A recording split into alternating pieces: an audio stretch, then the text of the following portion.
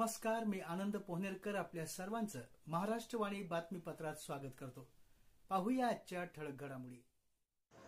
नांदेड परिक्षेत्रात सुरू असलेल्या अवैध दारू, मटका, जुगार, ऑनलाईन लॉटरी, क्रिकेट बेटिंग, गुटखा, अंमली पदार्थ, वेश्या व्यवसाय, वाळू उपसा आणि वाहतूक, अवैध प्रवासी वाहतूक इत्यादींना आळा घालण्यासाठी पोलीस उपमहानिरीक्षक शहाजी उमाप यांनी 1 मे पासून नांदेड परिक्षेत्रात अवैध व्यवसाय विरोधी अभियान सुरू केलं आहे।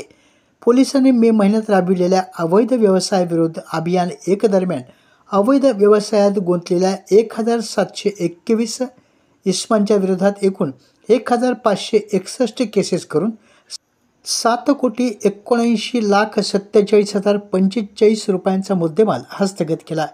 सदर कारवाईनंतर दिनांक 1 जून पासून नांदेड परिक्षेत्रात अवैध व्यवसाय विरोधी अभियान 2 सुरू करण्यात आलं होतं।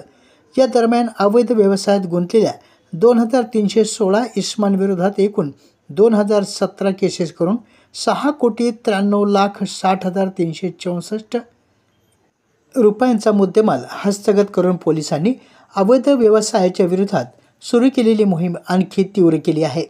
जून महिन्यात परिक्षेत्रातील 4ही जिल्ह्यात उत्कृष्ट कामगिरी करण्यात आली। नांदेड परिक्षेत्रामध्ये एकूण 633 केसेस करून 786 आरोपींना ताब्यात घेण्यात आले।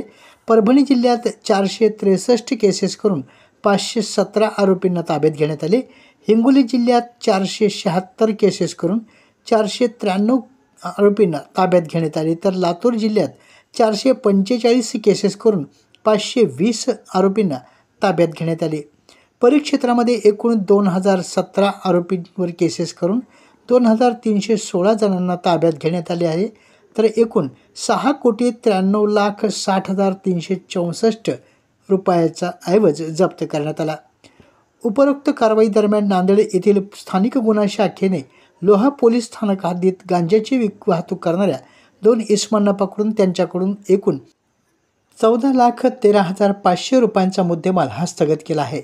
सहाय्यक पोलीस अधीक्षक उपविभाग चाकूर यांनी पोलीस स्थानक अहमदपूर जिल्हा लातूर हद्दीत 1,46,98,000 रुपयांची वाळू जप्त करून चांगली कामगिरी केली आहे। सदर कामगिरीबद्दल पोलीस उपमहानिरीक्षक यांनी सर्वांचे अभिनंदन केले आहे। दिनांक 1 जुलैपासून परिक्षेत्रातील अवैध व्यवसायांचा बिमोड करण्यासाठी अवैध व्यवसाय विरोधी अभियान राबविण्यात येत असून संपूर्ण जुलै महिन्यात हे अभियान सुरू राहील। सदर मोहिमेदरम्यान अचानकपणे राबविण्यात येणाऱ्या किमान 4 मास रेडचा समावेश असून गुटखाबंदीसाठी व्यापक वाहन आणि साठवणूक ठिकाणांच्या तपासणीची मोहीम हाती घेण्यात येणार आहे। आपल्या जिल्ह्यातील अपडेट बातम्या पाहण्यासाठी आमच्या महाराष्ट्रवाणी या चॅनलला लाईक करा, सबस्क्राईब करा आणि शेअर करा। धन्यवाद।